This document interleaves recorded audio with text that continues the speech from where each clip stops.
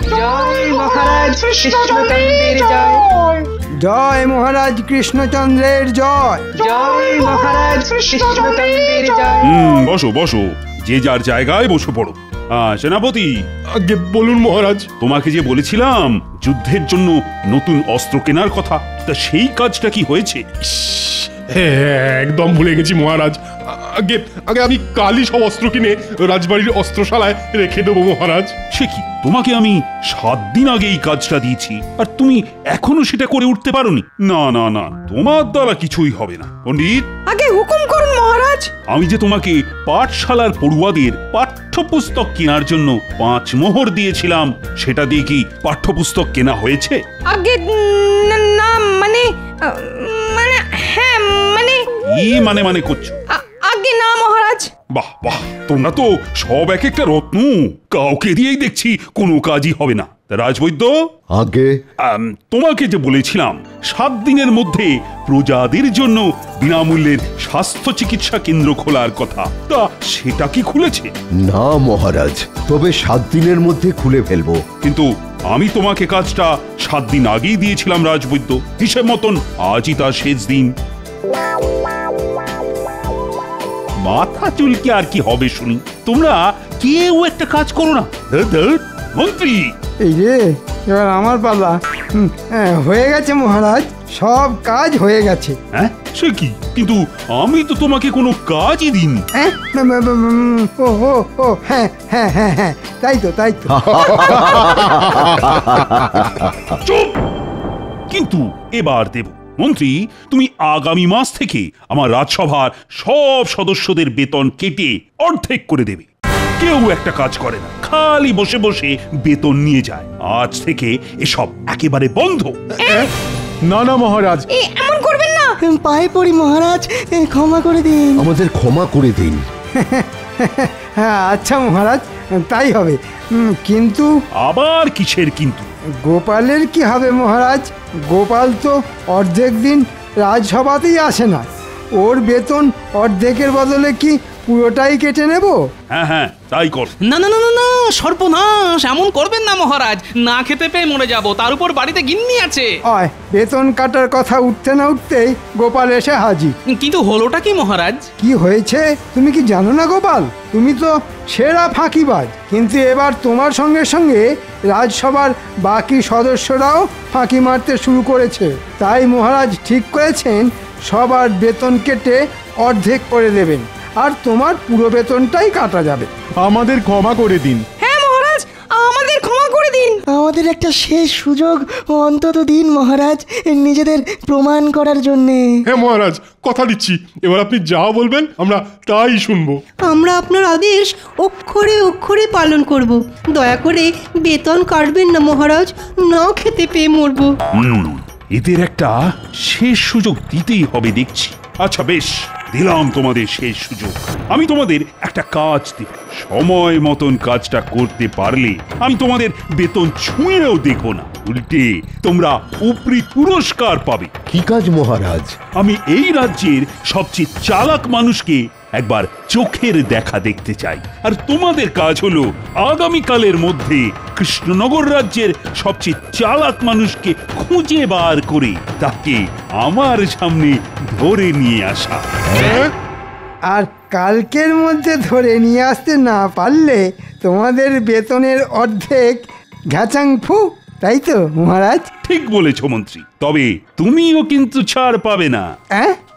নয়, হ্যাঁ, তোমাকেও এই একই কাজ করতে হবে মন্ত্রী, না হলে যে তোমার অর্ধেক বেতনও ঘ্যাচাং ফু হয়ে যাবে। বেশ হয়েছে, এবার বোঝো ঠেলা। আজকের মতো রাজসভা এখানেই শেষ। যাও, এবার তোমরা যে যার মতন বাড়ি যাও। এবার কি হবে? কালকের মধ্যে মহারাজের আদেশ পালন করতে না পারলে আমাদের অর্ধেক বেতন একেবারে ঘ্যাচাং ফু হয়ে যাবে। ঠিক বলেছেন সেনাপতি, এখন কি যে করি? কিছু তো একটা করতেই হবে চাঁদু, এত সহজে আমি আমার বেতন কেটে অর্ধেক হতে দেব না। আপনারা সবাই বাড়ি যান, বাড়ি গিয়ে ঠান্ডা জলে স্নান সেরে পেট ভরে ভাত খেয়ে একটু বিছানায় গড়িয়ে চিন্তা ভাবনা করুন। দেখবেন একটা একটা না একটা পথ ঠিক বেরিয়ে আসবে। এমন করলেই মাথায় বুদ্ধি আসবে বুঝি গোপাল? আপনাদের আসবে কিনা সেটা তো আর আমি জানি না, তবে আমার আসে। যাই, এবার বাড়ির দিকে যাই, গাটা কেমন ম্যাজ ম্যাজ করছে। গোপাল দেখছি ভালোই আছে, মাথায় কোনো চিন্তা নেই, একেবারে ফুরফুরে মেজাজে ঘুরে বেড়াচ্ছে। সেটাই তো দেখছি। এদিকে এদিকে চিন্তায় চিন্তায় আমাদের কপালে যে ভাঁজ পড়ে যাচ্ছে। ভাঁজ পড়লে কুঁচকে যায় কপাল, তাই ভাবনা করুন বন্ধু, কারণ আমাদের পথ দেখাবে গোপাল। হ্যাঁ, গোপাল আমাদের পথ দেখাবে? হ্যাঁ হ্যাঁ, দানটা চালে সে ঠিক সময়ে বুঝে। গোপালের থেকে চালাক মানুষ পাবেন না আর খুঁজে। হ্যাঁ, এটা কিন্তু একদম ঠিক কথা। গোপালের থেকে চালাক মানুষ আমি দুটো দেখিনি। বুদ্ধিটা মন্দ নয়, তবে তাই হোক, আমরা কাল সবাই মিলে গোপালকে মহারাজের কাছে ধরে নিয়ে যাব। গোপালের জন্যে যদি আমাদের অর্ধেক বেতন বেঁচে যায় তাহলে তো ভালোই হয়। কিন্তু গোপাল কি যেতে চাইবে আমাদের সঙ্গে? না যেতে চাইলে হাত পা বেঁধে তুলে নিয়ে যাব, ওসব আমার ওপর ছেড়ে দাও। তোমরা শুধু কাল সকাল সকাল গোপালের বাড়ির সামনে চলে এসো, দেরি করো না কিন্তু কেউ। আচ্ছা মন্ত্রী মশাই।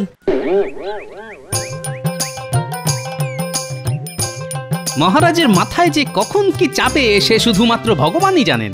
বলেন কিনা এই রাজ্যের সবচেয়ে চালাক মানুষকে খুঁজে আনতে। আরে বাবা, গোপাল ভাঁড়ের থেকে চালাক মানুষ এই রাজ্যে খুঁজলে দুটো পাওয়া যাবে না, এটা মহারাজ খুব ভালোভাবেই জানেন। কিন্তু মহারাজের আদেশ, আর আমাকে মহারাজের আদেশ পালন করতেই হবে, না হলে বেতন ঘেচাং ফু। পেয়েছি, একটা উপায় খুঁজে পেয়েছি। আগামীকাল রাজসভায় আমি একটা বড় আয়না নিয়ে যাব, তারপর আয়নাটা মহারাজের হাতে দিয়ে বলবো আমার মুখের দিকে রাখতে। আয়নায় আমার প্রতিচ্ছবি দেখে মহারাজ ঠিক বুঝতে পারবেন এই রাজ্যের সবচেয়ে চালাক মানুষকে।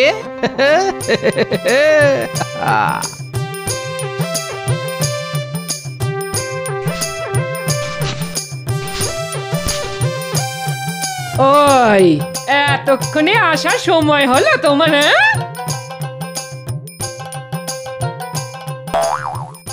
ওমা, আবার কোথায় চললে গো? একটা বড় দেখে আয়না কিনতে। কাছে পয়সা ছিল না তো, তাই ঘরে এসেছিলাম পয়সা নিতে।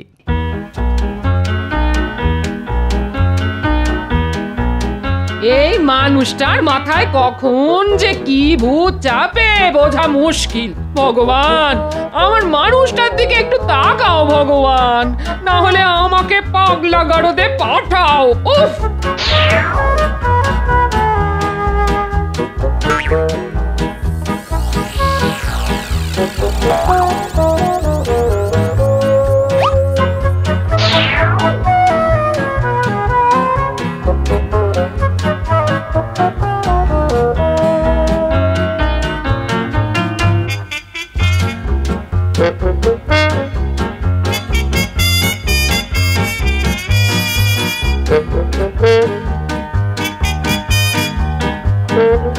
গোপাল দাদু, কোথায় যাচ্ছ? বাড়ি যাচ্ছি রে ন্যাপলা। তোমার হাতে ওটা কি গো গোপাল দাদু? এটা, এর মধ্যে আছে কৃষ্ণনগরের সবচেয়ে চালাক মানুষ। তাই নাকি? আমরাও দেখবো গোপাল দাদু, আমরাও দেখবো তাকে। আমরাও দেখবো গোপাল দাদু। আচ্ছা দাঁড়া, তাহলে দেখাচ্ছি তোদের। এই দেখ, এটা তো তুমি গোপাল দাদু। ঠিক বলেছিস, আমি হলাম এই রাজ্যের সবচেয়ে চালাক মানুষ। কি মজা, কি মজা, আমাদের দাদু সবচেয়ে চালাক। এই আনন্দে আমাদের মাখা সন্দেশ খাওয়াও না গোপাল দাদু। অমনি না, এখনো সব হবে না, পরে খাওয়াবো। দাদু যদি চালাক হয়, নাতি নাতনিরাও কিছু কম যায় না। ও, গোপাল তাহলে কাল রাজসভায় এই আয়নাটা নিয়ে যাবে। আয়নায় নিজেকে দেখিয়ে মহারাজের কাছ থেকে নিজের বেতন বাঁচানোর ফন্দি করছে। কিন্তু মন্ত্রী থাকতে এটা তো হবে না। আজ রাতেই এই আয়নাকে একেবারে ভেঙে টুকরো টুকরো করে দেব আমি। তখন দেখবো গোপাল কাল তুমি রাজসভায় কি নিয়ে যাও।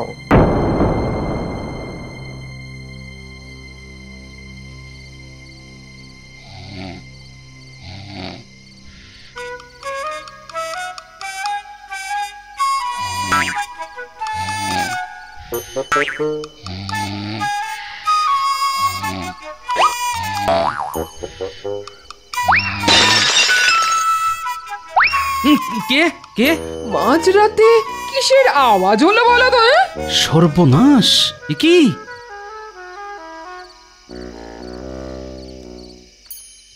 আমার ট্যাকের করে খসিয়ে কেনা আয়নাটার এ কি অবস্থা? হায় হায় হায় হায় হায়, এ কি হলো? এইবারে বুঝেছি, কেউ জানলা দিয়ে হাত বাড়িয়ে আয়না উদ্দেশ্য করে এই পাথরটা ছুঁড়ে মেরেছে। কিন্তু কে?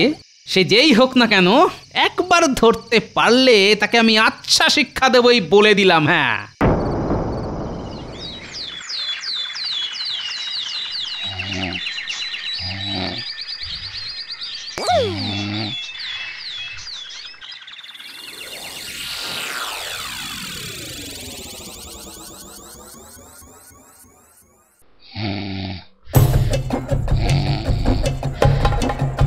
এই সুযোগ মন্ত্রী মশাই, গোপাল এখন গভীর নিদ্রায়। ঘুমের মধ্যে গোপালকে তুলে নিয়ে গেলেই গোপাল সেটা ঘুণাক্ষরেও টের পাবে না। তবে তাই করি। নাও নাও, সবাই হাত লাগাও।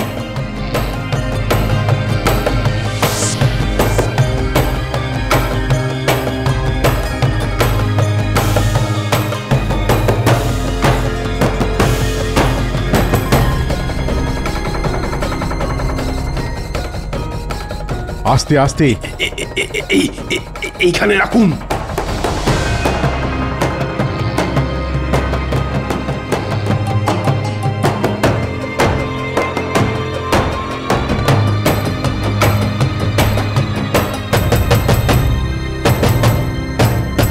এই দেখুন মহারাজ, আমরা সবাই এই রাজ্যের সবচেয়ে চালাক মানুষকে ধরে নিয়ে এসেছি।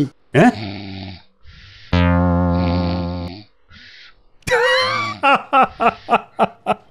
বাহ বাহ বাহ, তোমরা দারুণ কাজ করেছো দেখছি। সত্যি গোপালের থেকে চালাক মানুষ এই রাজ্যে আর দুটি নেই। আমিও আমার কথা রাখবো। তোমরা এই মাসে পুরো বেতনটাই পাবে, আর সঙ্গে পাবে উপহার। বেতন? উপহার? কোথায় কোথায় বেতন, কোথায় উপহার? এই যে গোপাল, বেতন আর উপহারের কথা শুনে ঘুম ভেঙে গেল নাকি তোমার? কি আমি আমি রাজসভায় কখন এলাম? তুমি নিজে আসনি গোপাল, আমরা তোমাকে তুলে নিয়ে এসেছি, বুঝলে?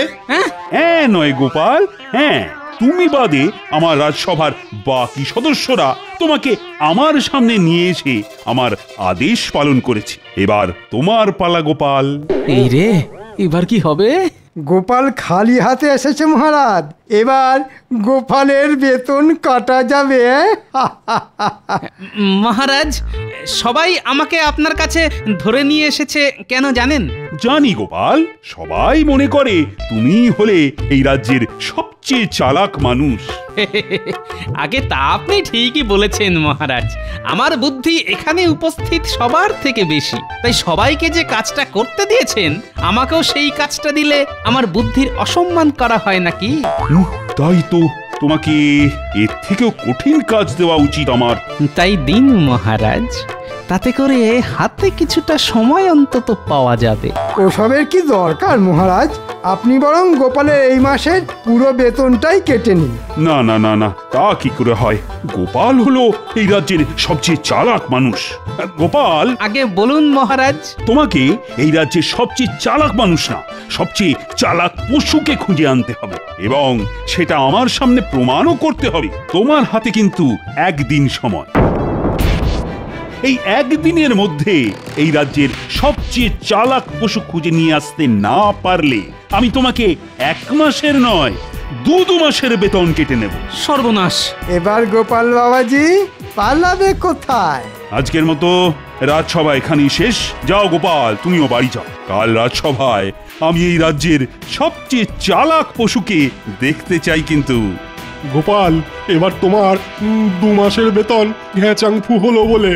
না না না, এত সহজে আমি হার মানব না। আমি হলাম গোপাল ভাঁড়। তোমার নাম গোপাল ভাঁড় হোক আর কপাল ভাঁড়, কালকের মধ্যে এই রাজ্যের সবচেয়ে চালাক পশুকে খুঁজে বার করা মুখের কথা নয়। কি ভেবেছিলে গোপাল, মহারাজের কাছে নিজের বুদ্ধির কথা বলে আমাদের থেকে দ্বিগুণ উপহার হাতিয়ে নেবে? হ্যাঁ, সে ঘুরে বালি। কথায় আছে অতি চালাকের গলায় দড়ি। তোমার হালও সেই রকমই হবে, বুঝেছো? কাজটা ঠিক করলাম না। এই যে পুরো হিতের বিপরীত হয়ে গেল। 1 মাসের বেতন বাঁচাতে গিয়ে এখন 2 মাসের বেতন যেতে বসেছে। এই রাজ্যের সবচেয়ে চালাক পশুকে খুঁজে না পেলে আমাকে যে আগামী 2 মাস না খেয়ে থাকতে হবে। শেয়াল। শেয়াল হলো সবচেয়ে ধূর্ত পশু। পেয়েছি।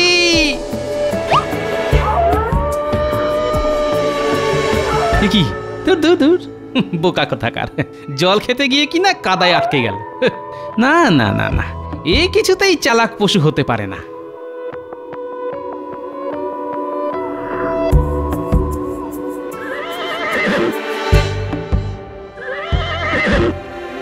এই দেখ, পাশে একটা বড় গাছের ছায়া থাকতে এই ঘোড়াটা রোদের মধ্যে দাঁড়িয়ে হাঁপাচ্ছে। এও চালাক নয়।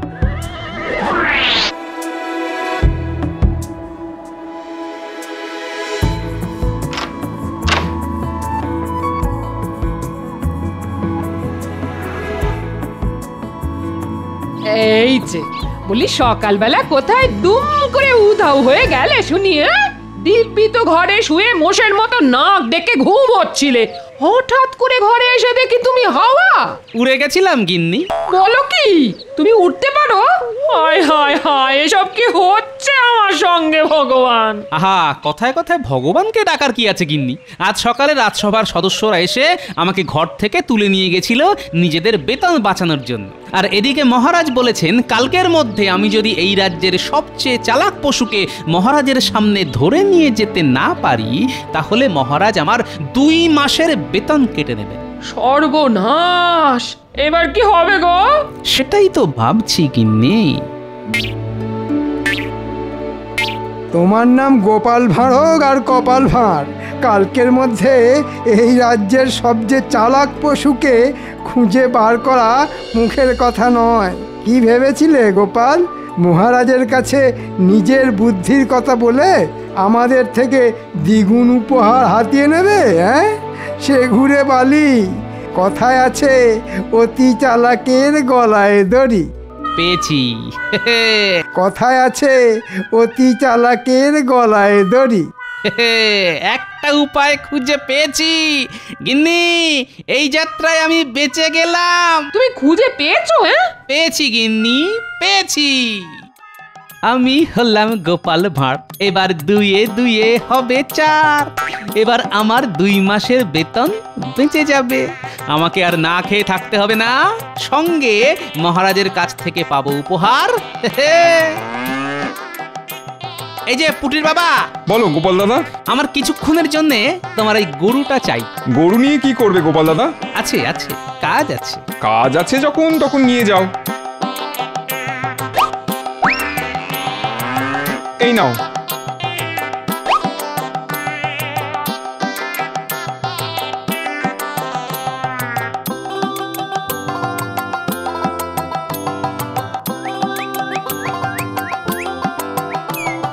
মহারাজ দেখবেন আজও গোপাল ডুব মারবে। আজ গোপাল ডুব মারলে না 2 মাসের বেতন নয়, গোপালকে আমি সারা জীবনের মতন রাজসভা থেকে বহিষ্কার করব। আরে গোপাল! আগে সেটা আর হচ্ছে না মহারাজ। গোপাল এসে গেছে এবং সঙ্গে করে নিয়ে এসেছে এই রাজ্যের সবচেয়ে চালাক পশুকে। হ্যাঁ, গরু? আগে একদম ঠিক মহারাজ। তুমি কি পাগল হয়ে গেলে গোপাল?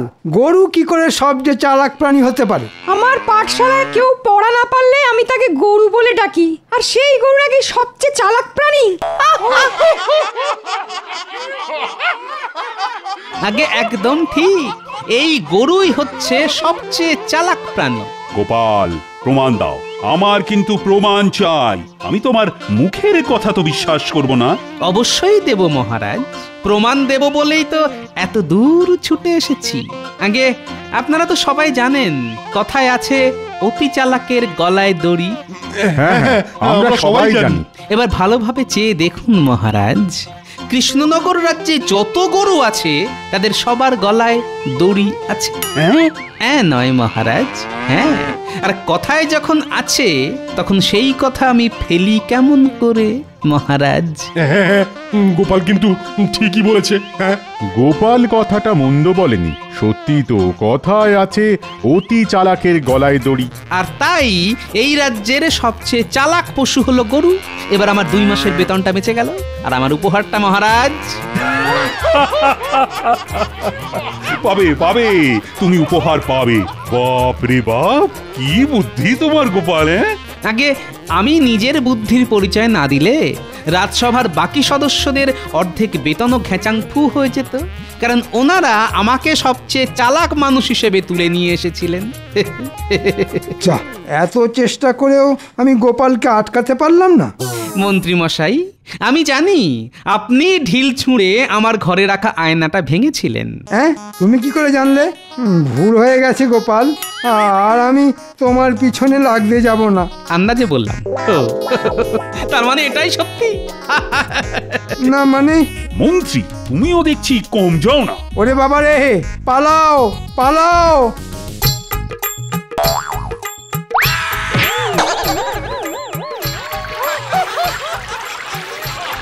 ওরে বাবা রে, ওরে ওরে, বাঁচাও! ওরে বাবা, ওরে বাবা, মরে গেলাম। বাঁচাও, বাঁচাও, বাঁচাও! ওরে বাবা!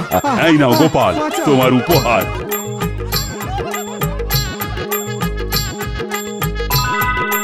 তোমার মতন চালাক মানুষ এই রাজ্যে কেন, গোটা পৃথিবীতেও নেই।